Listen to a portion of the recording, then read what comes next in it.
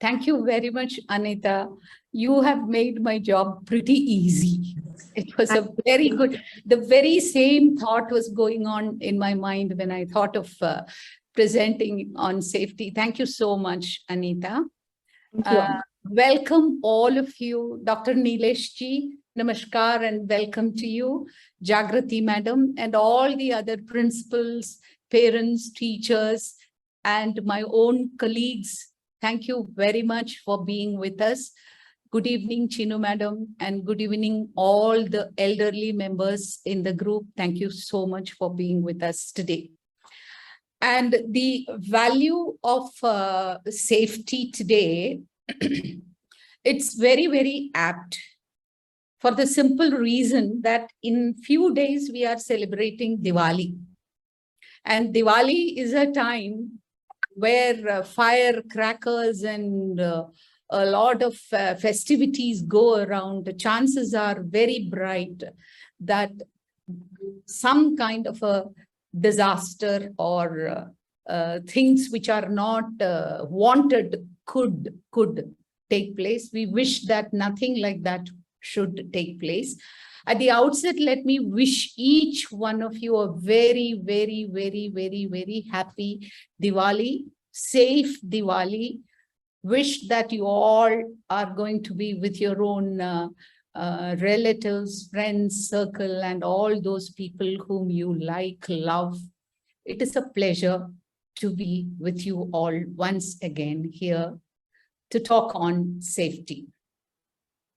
Now, safety, when I looked at safety, I considered that safety as a value it was given. To me, it looked as a fundamental core value from which the other values develop. For example, if I become fearful, I'm scared, it means I'm not feeling safe, secured. So there are two words that go together, safety, security.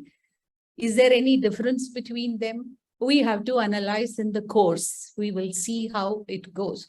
What kind of a safety are we talking about? Safety, physical safety, our well-being generally, free from disasters, free from calamities, free from terrorism, safety from all unwanted illegal activities, and peaceful living. That is also a dimension of safety. This is all of us want this on earth. Emotional safety. I have emotions. Sometimes it goes berserk.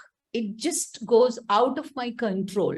So how do I control my emotions? That is also a part of safety. Psychological well-being. It is also a part of safety.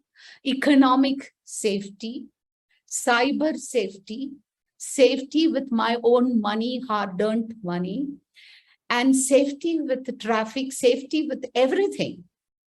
And when we consider the value safety, we also can go a little extend the thought of safety with all the subjects that we teach in schools. We teach science, we teach math, we teach English, and all the three subjects are very, very closely connected with the safety. And that's what we are going to discuss today. As teachers, you would find it really interesting to know how this can be connected to your teaching. Now, you know, in psychological language, if we speak, there is something called social learning theory, which actually makes you understand the theories of Bandura and similar psychologists. They make you understand that the social learning theory requires individuals, adult and also individual student or whoever it is, between people, between environment, the interactions happen.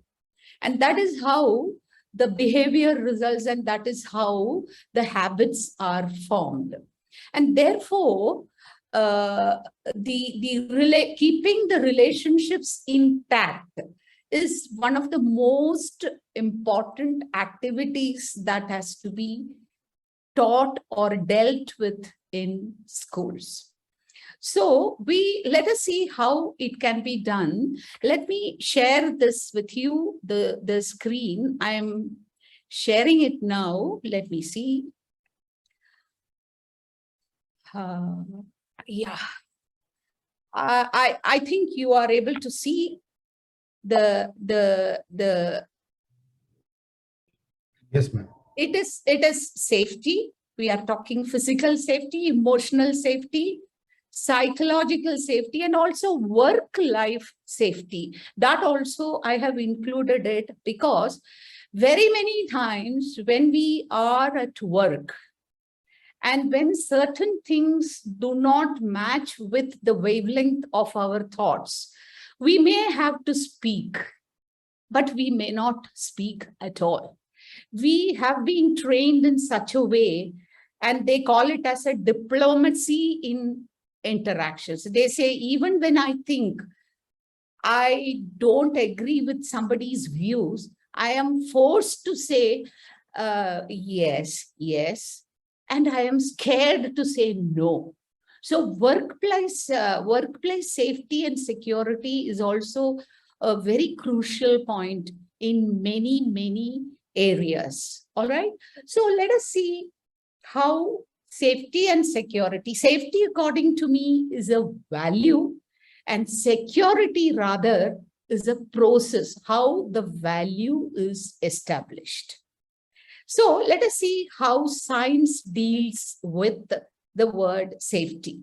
I'm going to take up an example from science, the LPG cylinders.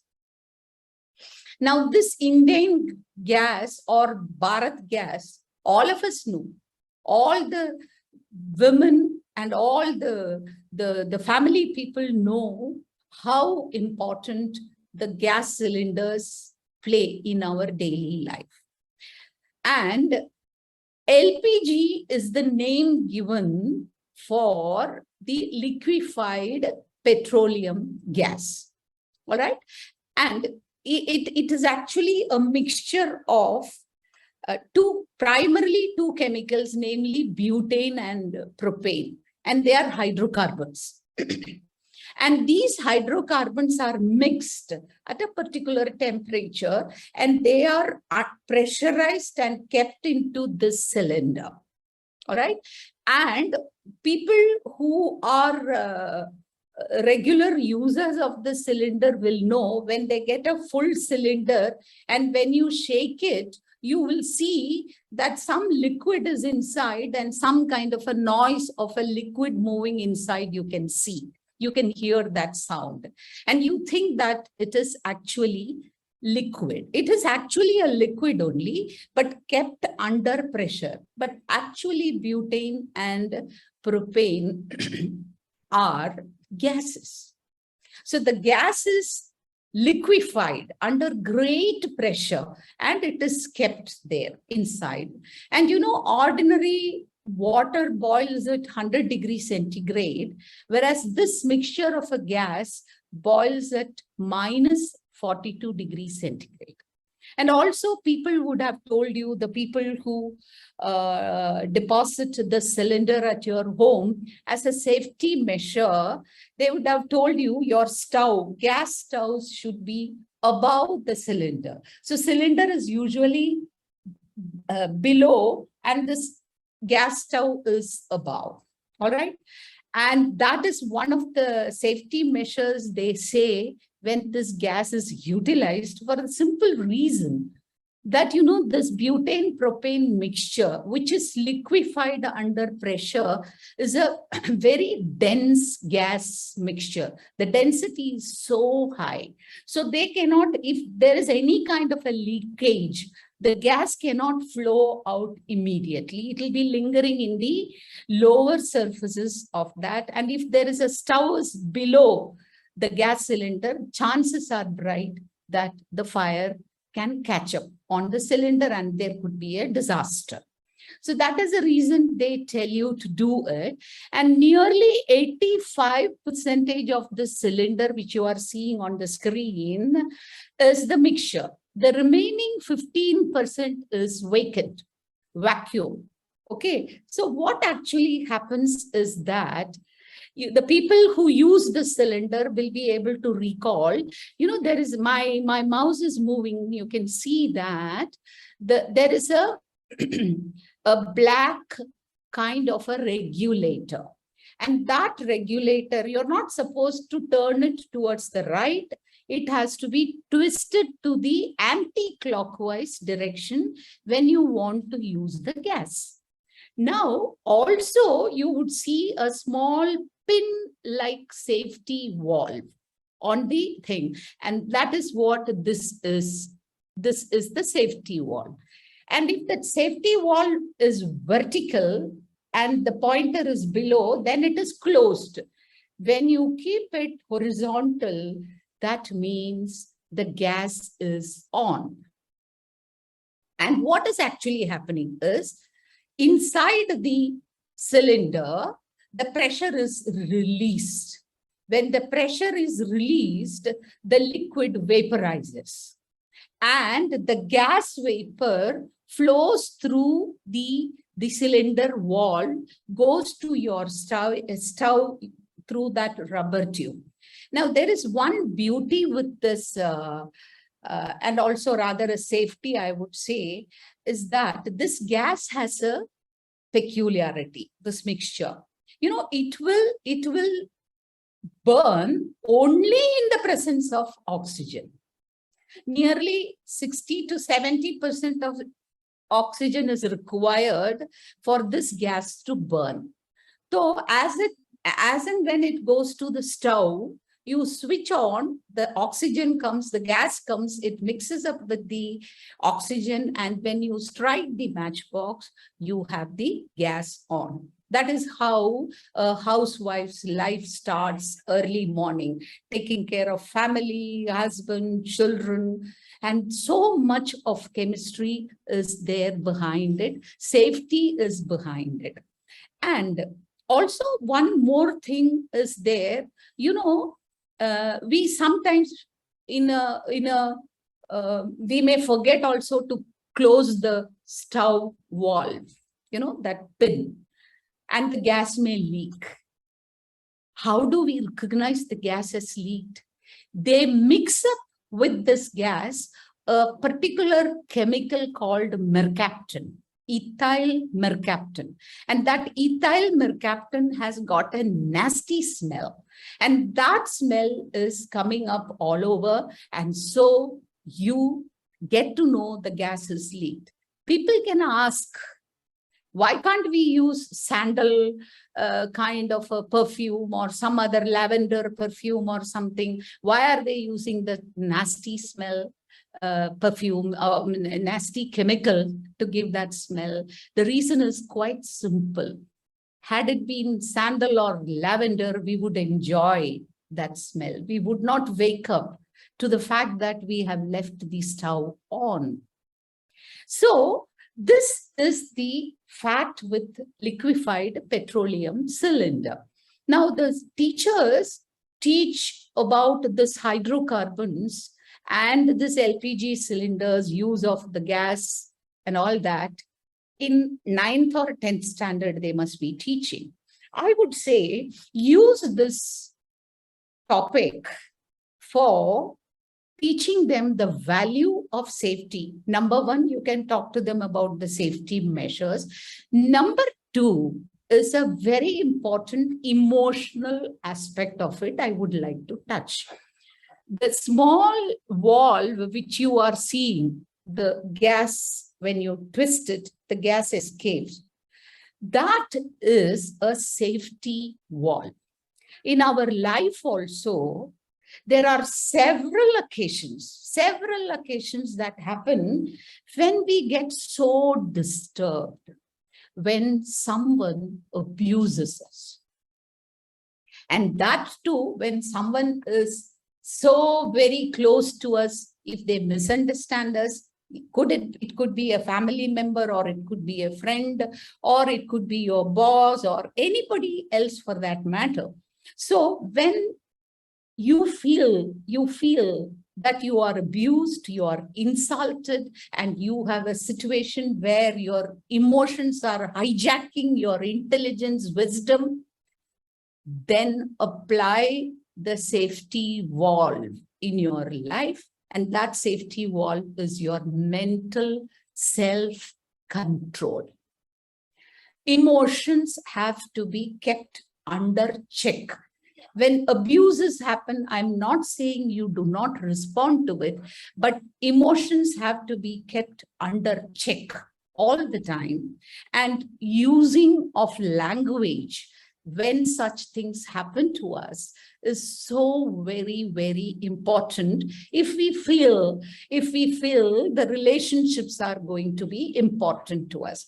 On the contrary, if somebody is abusing, some emotional hijacking is happening, and if we also respond in such a way, disaster will result, relationships disrupt, and human being becomes very, very sad, disappointed. Okay, therefore, the way the teachers can teach, when they teach LPG cylinders and the gas, they can say that just like the black valve, that is the safety valve for the cylinder to allow the gas to come in or not to allow the gas to come in our life also, there must be a safety zone and there must be a self-control which will not allow your emotions to be hijacked. So this is how, if I am a chemistry teacher, I would be teaching the students the value of safety, beyond which you always will be talking to them about the safety of using the cylinders. Now, I wanted to go to the next one. Math and road safety. Anita mentioned about this in her poem. Math, without science, our world doesn't exist. Without mathematics, calculations and precisions, world cannot exist at all. Let me give you a simple example. Like, for example, our Mangalyaan. When that happened, the kind of a precision, the work, mathematical calculations the people have taken in deciding the orbit, revolving the orbit structure, and also the satellite moving in the orbit. You cannot carry so much of fuel up there. So the speed of the satellite has to be adjusted. The kind of a mathematical calculation that has gone into that Mangalyaan is something so very, very crucial for the safety of that trip. Look at the way today, right now, you and me are sitting on certain chair, certain table, in front of a computer or your mobile phone. So much of safety is required there. Suppose the chair on which we are sitting, if that cannot take your load, then it will break.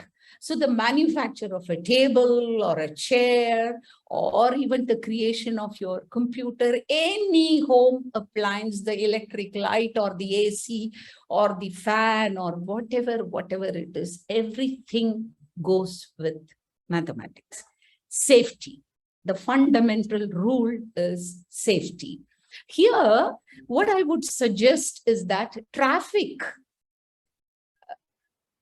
also is manned by mathematics. How is it manned by mathematics? Is that very many times, a city like Mumbai, if you take, where I belong to, that city, the kind of a traffic is so much that a place which you can reach in 20 minutes would take almost about an hour to reach because of the traffic jam and several signals in between to cross. Okay, so what will happen is that suppose you have scheduled a meeting at a particular time, or you are a teacher, you have to report to the school on a particular day. First period is your own mathematics period. You are not able to reach, what will you do? Imagine that you are going by a scooty. Imagine that your house and your school or the meeting place is just 7 kilometers. All right. On a normal day, it may take another maybe around 20 minutes for you to reach the 70 kilometers, 7 kilometers to the school or the meeting place. Imagine that you have a meeting to attend at 8:30 and you reach at much later time than that. The point is that you cut a sorry figure in front of several people. Your students will be waiting, or the meeting would have begun. You have to answer so many. So this is all working up in your mind. Be in a car or a scooty or bus or whatever it is working on our mind. Imagine you speed up your scooty, breaking all traffic signals and go, and unfortunately, if something happens, you had it. How is mathematics coming into it? I'll tell you. It's so very interesting. Imagine that between your home and the place, meeting place, or the school or whatever, that 7 kilometers has 4 signals. Imagine your scooty has to stop at the first signal, 1 minute. At the second signal, 2 minutes. At the third signal, 3 minutes, and at the fourth signal, 4 minutes. So before reaching the meeting place, you have crossed 4 signals, 1 plus 2, 3, plus 3, 6, 6 plus 4, 10 minutes. The mathematics tell you, simple mathematics tells you that you will reach your destination 10 minutes late. If it is at 8:20 in the morning and you will reach around say 8:30, you can expect you will reach. This is the mathematics. Now, this is okay with 4 signals. Imagine that you have some 25 signals. This kind of an addition and bringing the number together will be very difficult. And that is where you will use something called in mathematics arithmetic progression. You have geometric progression, you have harmonic progression, you have arithmetic progression. And arithmetic progression is such a simple mathematical calculation for you to calculate in your mind how many minutes early should I start. If I know the number of signals, here it is 4. Let us say N, capital N, is the signal, number of signals, 4 signals, N is 4. The equation of arithmetic progression is very simple. It is N into N plus 1 divided by 2. So 4 into 4 plus 1, which is 5. So 5 into 4 is 20 divided by 2, which is 10. This is your arithmetic calculation. Suppose you have several signals, as many signals as possible. Put that N number there, do this simple calculation, you get the number of minutes which you will have to start early. Avoiding an accident, avoiding rash driving, or the tension, the stress that you have without even caring for your safety, just simply apply the mathematical progression, arithmetic progression to calculate that time. So 10 minutes before, if I start, I can reach my working place in such a way. So that is the road safety that mathematics is giving. Arithmetic progression is giving you that. Now I'm asking you a different question here. The possible question that can be raised is that, so in the first case, when we reached our working place 10 minutes late, we had given the control of us reaching in a place for a meeting to a traffic block, meaning to say external factors decided my attending of a meeting or not attending. It was out of my control. We have conveniently given that responsibility to the traffic jam. On the other hand, if an arithmetic progression is used, I am very much in control. Even if it is going to be slightly delayed, I am sure I will reach on time, time. So the control is with me. Always on earth, we play the victim card. Why did you not attend the meeting on time? If somebody says, we always have a reply to say, oh sir, oh madam, sorry, it was the traffic jam. Sorry, the other meeting went late. It is not that you were pulled up from the other meeting and put into a different meeting. No, it was very much within our control. We don't do it. And we play a victim card. We never play a player role. Like Paul Friedman says, never play the victim card. Always play the player role. The player role tells you to use an arithmetic progression to calculate your traffic journey time, plan it in control, have the control of your safety in your own hand.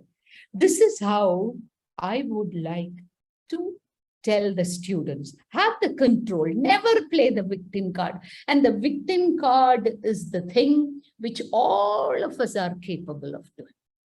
Everyone on earth would have at least once used the victim card. Oh, I'm so sorry, that happened, this happened, I couldn't. Excuses. That excuses make us understand that we have left the control of our behavior, our action in someone else's court. We don't have a control. Maths is telling you, look, don't do that. Have the control with you. Use mathematics for a precise calculation and continue doing it. So this is how mathematics does that. Now let us say language. According to me, language is so very, very important in communicating safety.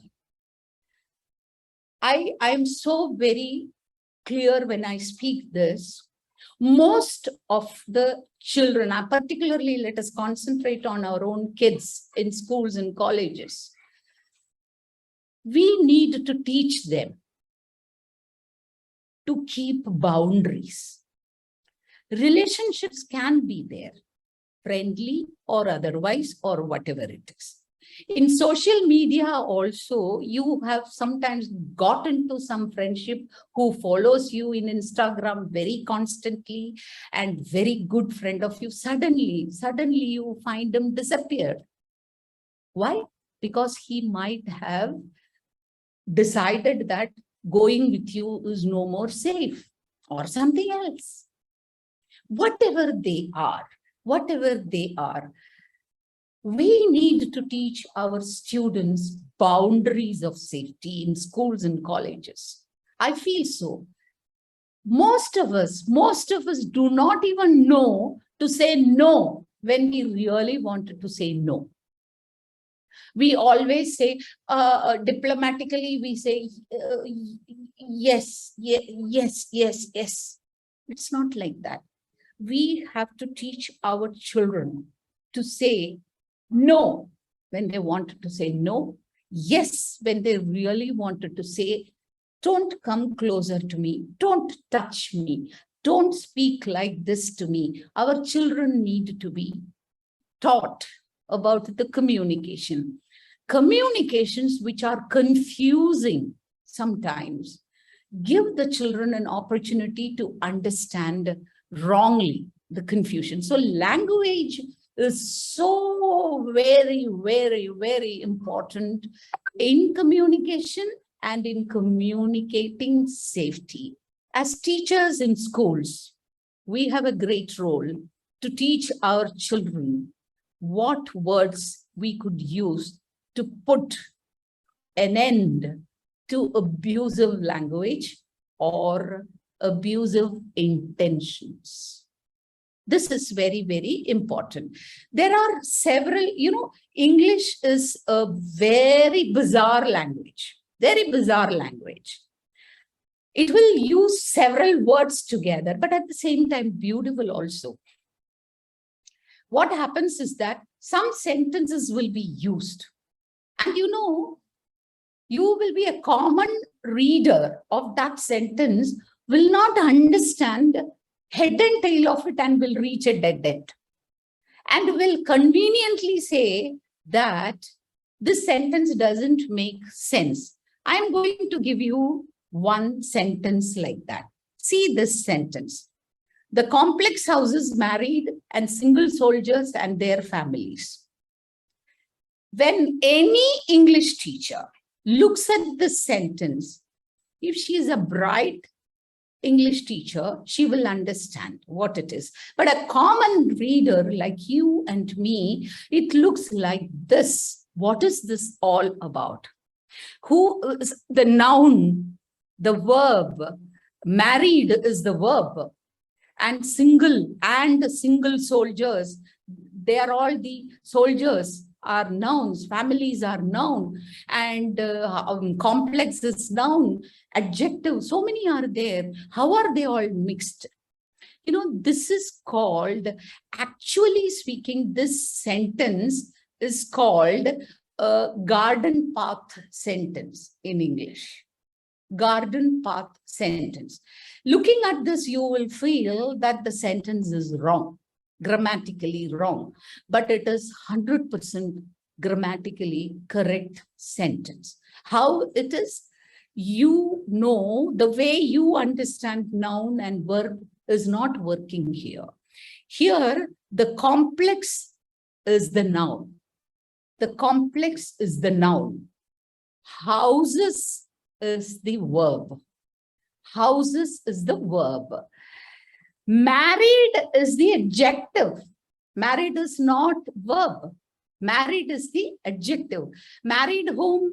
The soldiers, and it contains this housing complex contains married and single soldiers and their families. It is such a confusing sentence for an ordinary person, but grammatically correct. So if you read between lines, you become capable of deciphering the meaning. Another sentence I'll give you. Look at this sentence. The man, the professor, the student has studies Rome. Obviously, at the first look itself, we understand that it doesn't carry any sense, but it is an embedded sentence. It is called an embedded sentence. Relative clauses are used here. Okay, so one clause can be embedded into another clause. That kind of a sentence it is. And student studies, professor has, or all ways you can, permutation combination can happen. The meaning, grammatically speaking, the sentence is correct.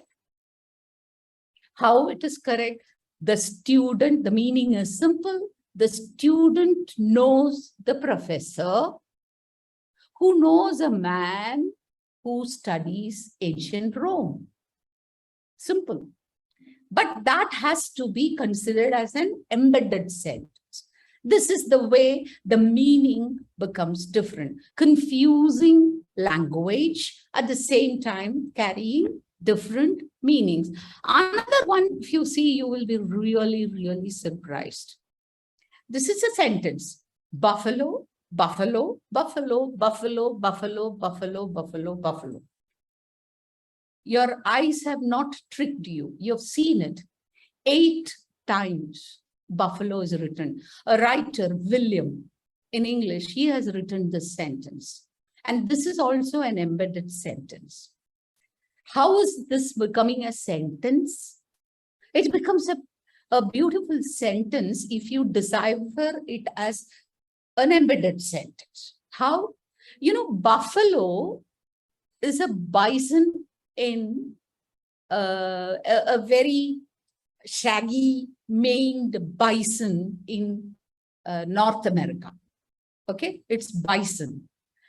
Buffalo is also a city in a very posh uptown in New York. Buffalo also means intimidation. So when William explains this sentence, he is saying the bison in Buffalo in New York City created a kind of a, you know, it has intimidated a community of bison that intimidated a community of bison. So many bisons are coming. Buffalo, the city, is also coming in. It is a complete sentence as far as William is concerned, but we don't understand that. Now, what I'm trying to say is very simple. The message is very clear. Language sometimes become very, very, very difficult to understand, especially, I told you in the beginning, it is a bizarre language. But when you read between lines, it becomes a beautiful language. In our relationships also, sometimes what is actually happening is we use sentences, languages so profusely with several words, the listener may or may not even understand. And relationship becomes very, very strange. People misunderstand. You may not have meant it, but the other person understands it in a very, very different way. All right. And therefore, you will have to be very clear. You will have to be very clear when you are talking language to people. The way the other person has to understand choice of proper language is so very crucial. That is what we will have to tell our children.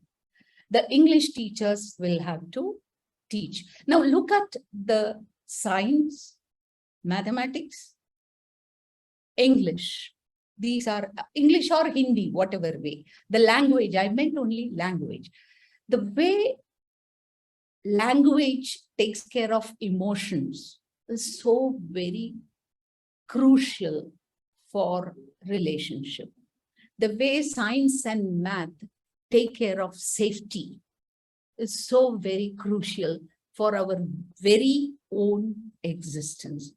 As teachers, we have to talk to the students about how they can take care of themselves, how they can keep their boundaries in place, that the friendship or the relationship where they have to be not crossing their limit so that you are safe. That has to be taught to our children. I'm so very glad that I could meet you all today. I'm going to end up with a small story that I received on WhatsApp. One man gets into a taxi and he says, I want to go to the airport. The taxi is going. Suddenly, a truck which was parked on the side just comes in between and he almost collided with that truck. And the truck driver, that fault was the truck driver's. But he abused the taxi driver so badly, so very badly, that the traveler, the passenger, asked this fellow. And what did the driver do? The taxi driver, he just smiled at him and waved off. Go, go.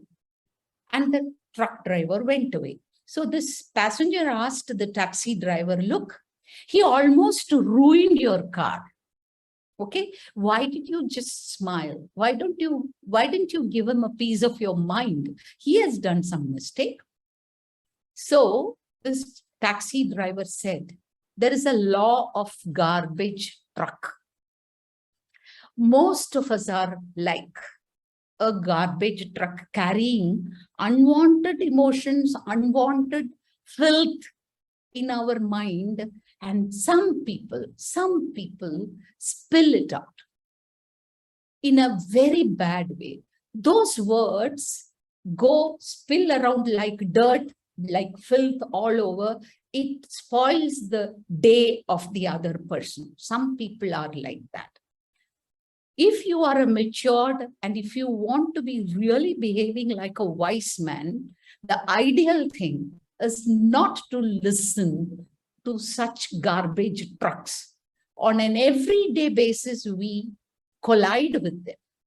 And if we start responding to them, your language may not suit their language. You may not become wise. Be a wise person. Let the garbage trucks go.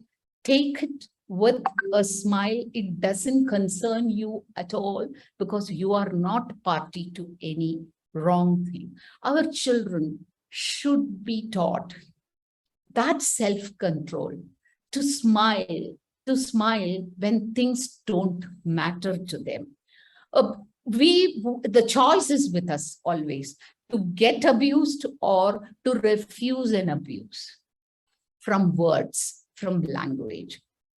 As teachers, my very dear friends and colleagues, take this value of safety as a core, important and a fundamental value in all your teachings of subjects and reach it to the children, touch their lives. Thank you very much and a happy Diwali to all of you. Thank you.